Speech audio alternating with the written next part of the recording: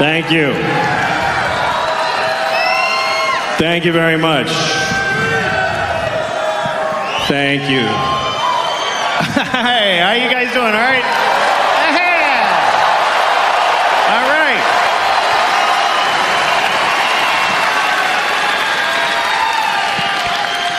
Thank you. Thanks for coming. All right. You're wasting fucking time. You're gonna get 2 less jokes if you don't shut the fuck up. I'm very glad you're here. I'm really grateful. I know that it's not easy being my fan these days. I know that all of you have one person who doesn't know you're here. There's one person. Hey, what are you doing tonight? Just a comedy show. I don't know. So, you know, sorry for all the trouble I caused you. But we'll do a show. I love doing comedy. I've been doing it 38 years now. And a lot of people ask me if it takes confidence. Nobody asked me, I just wanted to talk about it. But it does. It takes a certain kind of confidence to do this. This doesn't mean that I'm a confident person generally. You know, there's different kinds of confidence. Like there's personal confidence. Personal confidence is like a man wearing white pants. That takes tremendous personal confidence and optimism, really. To go out in white pants like it's going to be a great day. It's going to be no puddles or pizza. I could never wear white pants because I'll get my period, first of all. I know that. Or diarrhea, more likely. That's really my period. Diarrhea. About once a month, I'm like, oh, fuck, here we go. Better just get home. Don't make any big decisions today.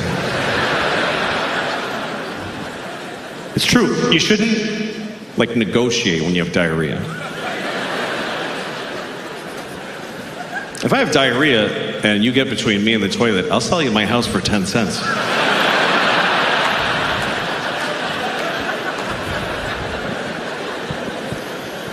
Anyway, that's personal confidence. Another kind of confidence is moral confidence. Moral confidence. That's like knowing that you wouldn't have had slaves, like back when it was okay. That's moral confidence, is being able to say, I wouldn't have done it. Even if I lived in 17 whatever in Virginia and somebody was like, you want a slave? I would have been like, no, I'm all set. And I feel confident I can say that. But I think it's easy to say that now, because you can't get no slaves. You can't get one. You can't get one. You don't have slaves, but that's not because you're better than back then people. It's because they're not available. There's not, you don't have to decide that. It's not like you're bringing groceries to the car like, fuck, it would be really good if I had a slave, but I won't do it. Mm-mm. No, it's not like they have slaves at Home Depot. I mean, they kind of do. I mean, there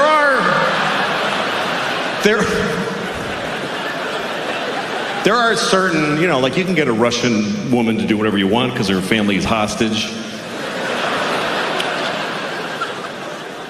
Or you can adopt a kid from Bangladesh who's like 12. He'll move into your house and do your laundry and suck your dick, whatever you want. But even he gets to leave when he's 18. Although who wants them when they're that old? I'm just saying, excuse me. I'm just saying,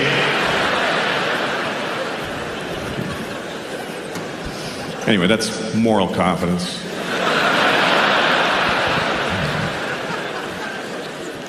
The kind of confidence I have is very specific.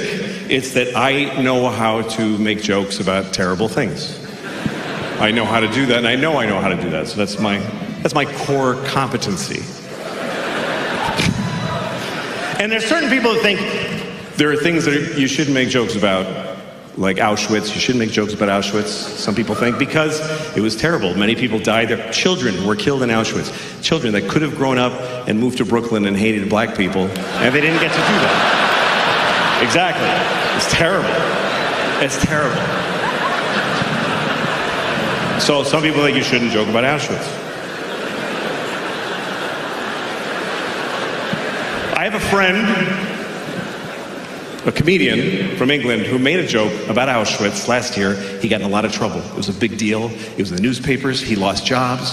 And at one point, Auschwitz tweeted about it. It said Auschwitz with a blue check. So it was like, oh, cool, it's really them, you know? And they tweeted like, that's not funny. And I don't know. I mean, who's running the social accounts? Why is the death camp tweeting? Who is it? I got a summer job at Auschwitz. I run the Twitter.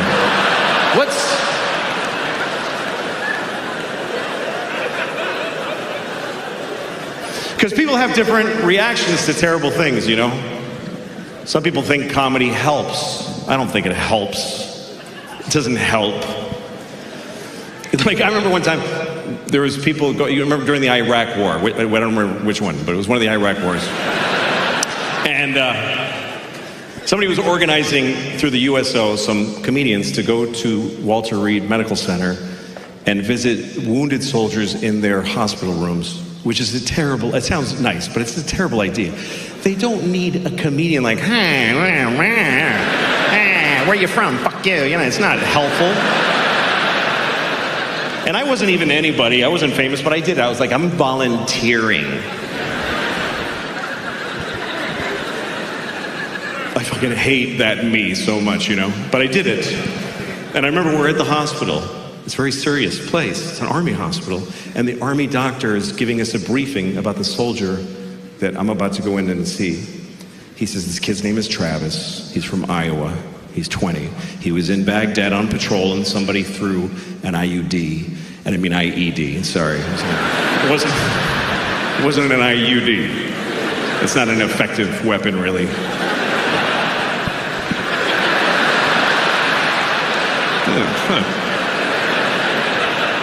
No.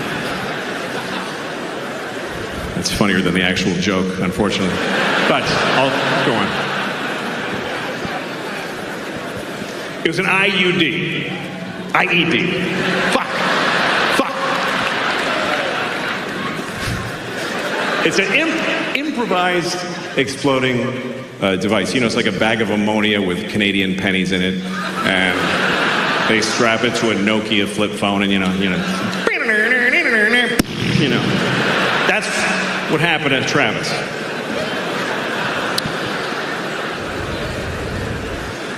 So the doctor says he's been in surgery for 20 hours. He's about to come out of it. You're the first face he's going to see.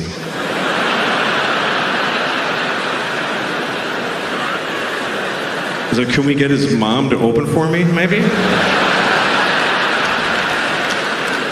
This is a bad idea. So I asked the doctor, I said, hey, what do I fucking say to this kid? He says, here's what you don't say. He says, don't say, how you doing? And they tell you that. If you visit a trauma patient, don't say, how you doing? It's stupid. So, okay, I go in there. Travis is laying there.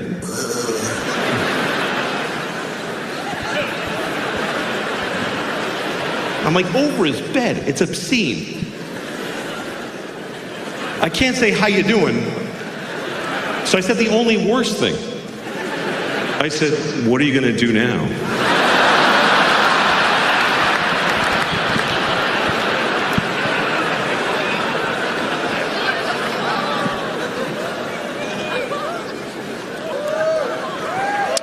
Anyway, that's what happened with Travis. But, you know, people's reaction to terrible things is different depending, like some people, you know, try to, like I saw a store and on the door it said no hate allowed in here. fuck out, hate, you piece of shit. If you come in here, hate, we'll fucking take you in the back and beat the fuck out of you. It's a weird idea. No hate allowed in the store. I hate my dad. Am I supposed to stay out here and deal with it before I come in to buy?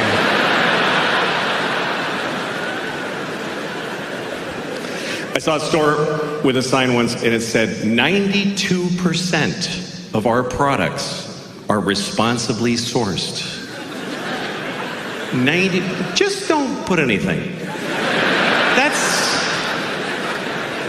That's not high enough to brag. 92%. That means 8% of their clothes are like, you don't even want to know how we made this shit. It was a bloodbath. When we made that shirt, we just ripped the back off the Honduran kid that was working there.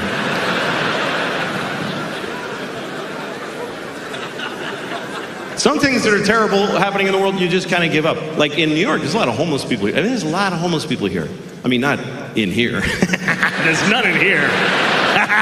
There's none in here. There's none in here. Not even with a ticket, he ain't getting in here. They're not allowed to go where we go. They're just not allowed. That's the one part we all agree with. I don't know what to do about the homeless, but they're not coming in here. If you don't have your own indoors, you can't come into other people's indoors. Those are the rules. Those are the rules we live by. I've done benefit shows for homeless people where homeless people weren't allowed in the show. There's whole places they don't get to, like the airport. They've never even seen an airport. You never been at your gate and some guy's like, hey, I'm trying to get to Tokyo. Can you help me out?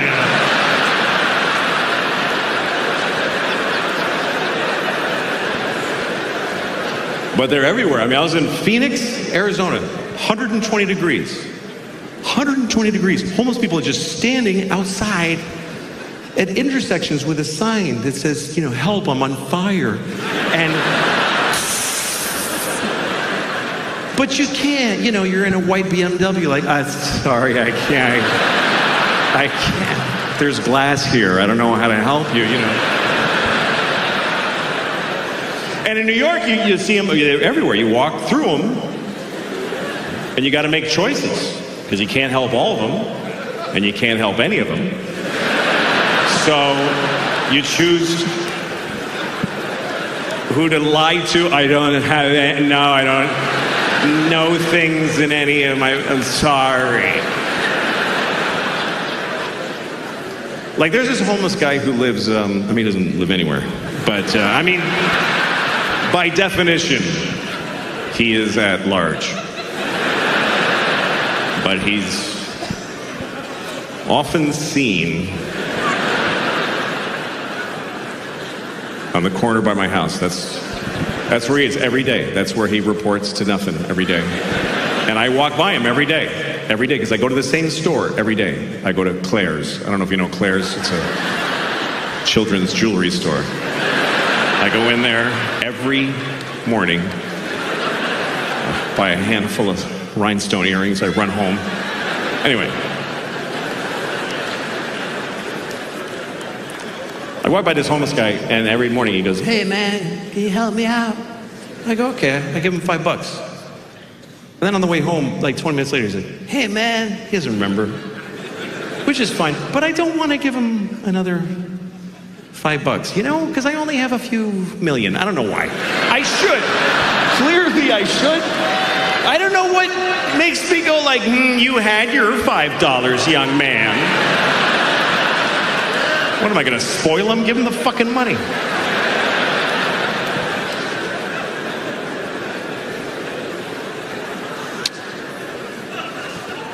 Anyway, I'll tell you a little about my life. I was raised in an orphanage about a block from my parents' house. And that's a joke, but my father, this is true, my father is Mexican. And, hey, you're not supposed to be here. Anyway, no, but I won't, it's all right. Good for you. Naughty, naughty. All right. My father's Mexican. My mother is dead. So I'm half dead on my father's side. On my mother's side, my father's Mexican. A lot of people don't believe I'm Mexican. And when I tell them I'm Mexican, they say stupid things like, well, how can you look like that? What do you mean, how? Like I'm trying not to look Mexican? Like, no, look, see? I'm not Mexican. Then I get home like, Señor.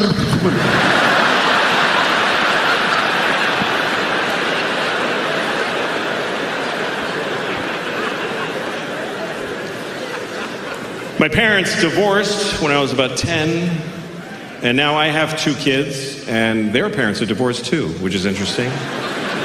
I remember when we got divorced, we told the kids, because you should tell your kids if you're getting divorced.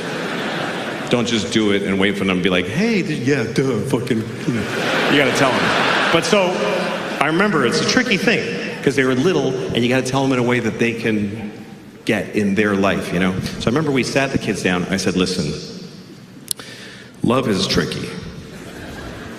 Like you love your dog, right? You love your dog. You would do anything for your dog.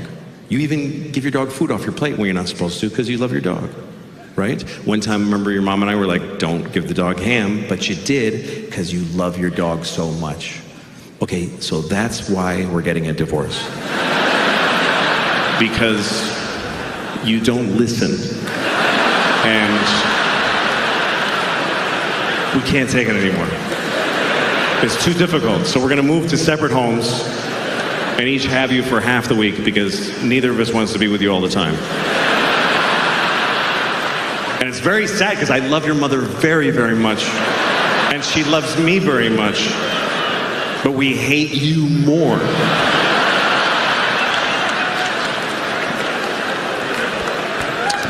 So that's how we handled it. Just did our best. I remember my father was tough. My dad was tough, Mexican father. I remember one time I was 6 years old, I was crying, and my father said, I'll give you something to cry about. And then he fucked me in the ass.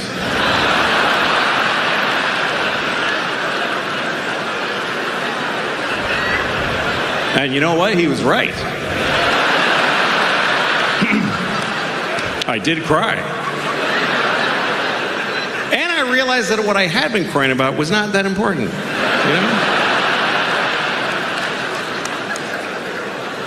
So, you gotta teach your kids, man. You gotta teach your kids.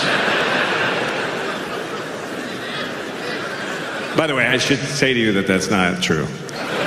That's not a true story. I should say that because my dad's still alive and he could do it again. Yeah. Didn't really happen. All right. Anyway.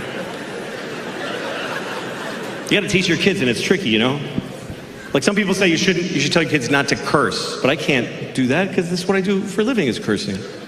But I didn't want my kids to be unpopular, so I used to say to them, listen, there's no bad words. There's no bad words. All words are okay, but there's some words that certain people get upset when you use them. So if we're going to use those words, look at the person first and try to guess if they're that kind of person. It's tricky teaching your kids right from wrong because people disagree about right and wrong in such big numbers. Like millions of people think that abortion is wrong and millions of people think that abortion is great. So that's confusing.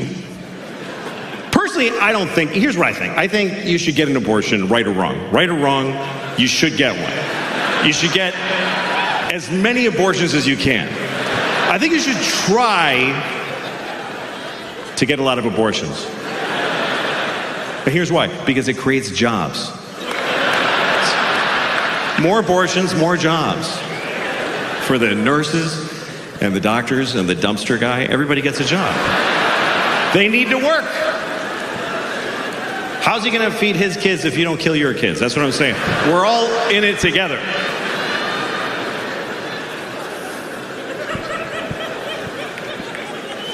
Abortion is a big topic right now, of course, because Roe v. Wade was overturned. Roe versus Wade. We all know what this was. Roe versus Wade. It was a court case. Roe was a woman who wanted an abortion, and Wade was the baby, I guess. I don't know.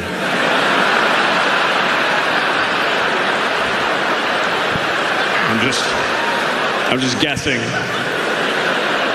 I never found out who Wade was. I'm just guessing that's the baby.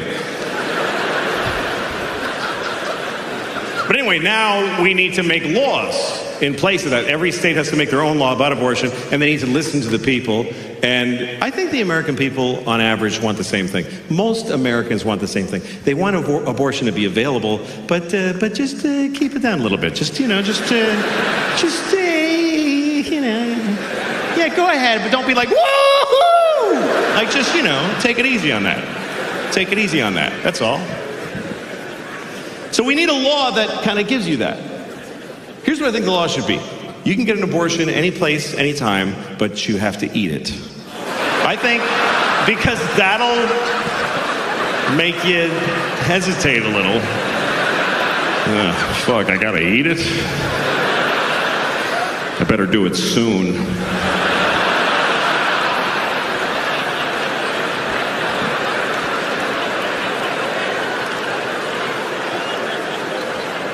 I'm just trying to come up with something that makes everybody happy. It's a tricky subject. Some people have very extreme opinions about it. Some people think that condoms are murder. Some people think contraception is murder. If you put a condom on, you stop the sperm from getting to the egg. You killed and murdered a possible baby. By that logic, I could say that any woman that won't fuck me is a murderer, which... Let me tell you, there's a lot of murdering bitches walking around out there. It's not cool. And murder is like, it's weird. It's like, when is murder murder? Like, if you kill somebody, it's like, hey, he's a murderer. The people go, huh? We got to talk about it. He killed him, but he might not be a murderer. Because if you murder, like if you kill somebody, you know what they based your sentence on? They base it on how you felt when you killed them. That's weirdly important. They say, okay, you shot him in the face, but like, what was up with you, man? Like, what was going on?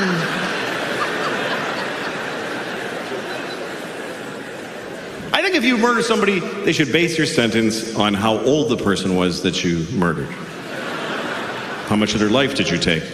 That should be your sentence. Like if you see a 3-year-old girl in a park and you just kick her to death. It's a hypothetical. I'm not advocating that. I'm not asking you to do that. I'm just asking you to just vividly imagine just kicking a 3-year-old kid who you know till they're dead. You gotta keep going to them.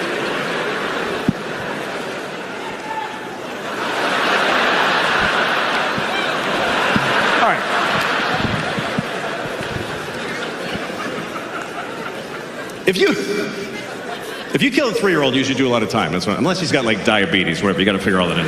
But what if you kill a guy who's like 98? He's 98. He's not even a good 98. He's in a hospice. You know what a hospice is? It's like a hospital, but they don't try to help you. It looks like a hospital, but the nurse just goes, "Yeah, he's dying."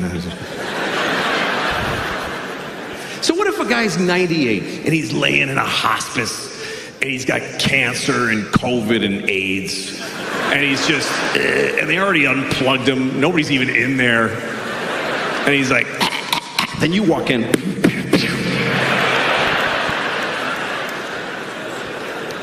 You should get like 5 minutes for that. That's what I'm saying. And I was thinking about that today.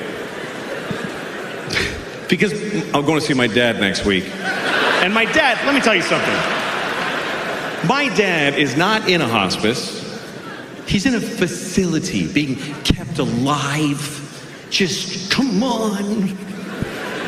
Just putting food in and like, what is the fucking point? What does he have, a secret he hasn't told yet? Why? Because my mom just died. She just died.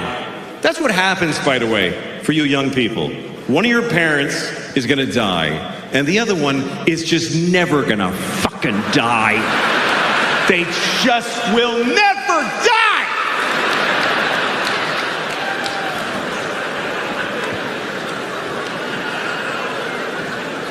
And guess what? It's not the one you wanted. Nope. It's not your good parents. Nobody's got two good parents.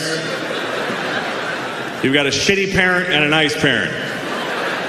And the nice one just dies. Because that's what nice people do. I'll just die, it's okay, don't worry about it. And the shitty one just hangs in there. I'm still alive today. Help me to the toilet again.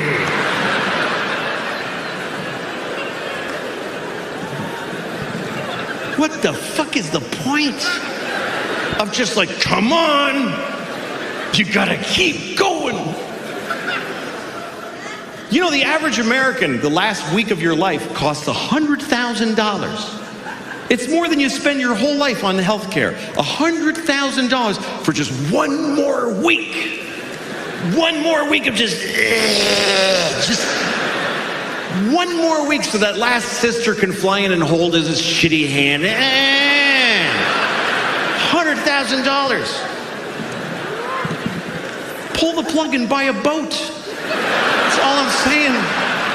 Because what is the point of, you gotta live, you gotta keep living, no matter what. I think you can live too long. I think you can live too long. Some people are 100. Get the fuck out of here. Nobody knows you. What, are you gonna run into somebody? Hey!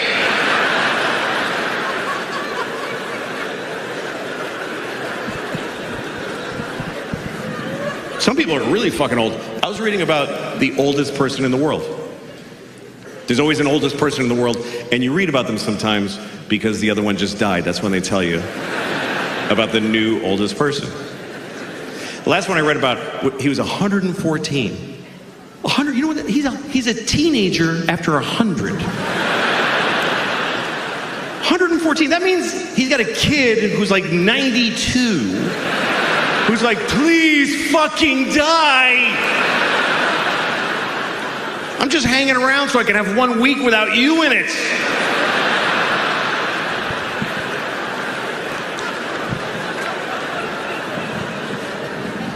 I mean, I get it. It's scary. You don't want to die. Life is good, you know. You don't want to die. Death is a weird thing because when you're like 30, okay, that's about here. Okay, that's 30s here. Okay, that's birth. That's death over there. When you're 30, you don't even give a fuck because you just you don't realize that there's this movement. You don't even notice that you're, you know, I don't know what's going on.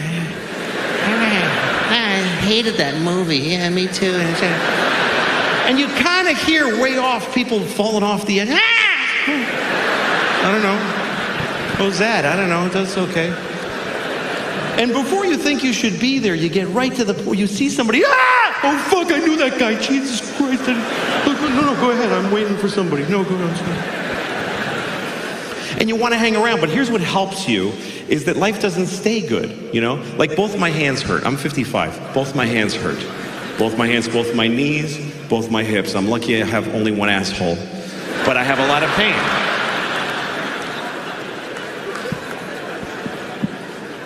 I mean, there's some good things in life when you're older. Some people do extraordinary things. I watched a porn the other day. Somebody sent it to me. It's true. I mean, some porn is awful. You ever been watching a porn that's a little off the path? And you're like, this is bad that I'm watching this.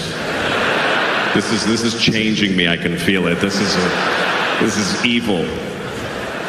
Then you look, it's got 375 million views. I guess we're all watching this one.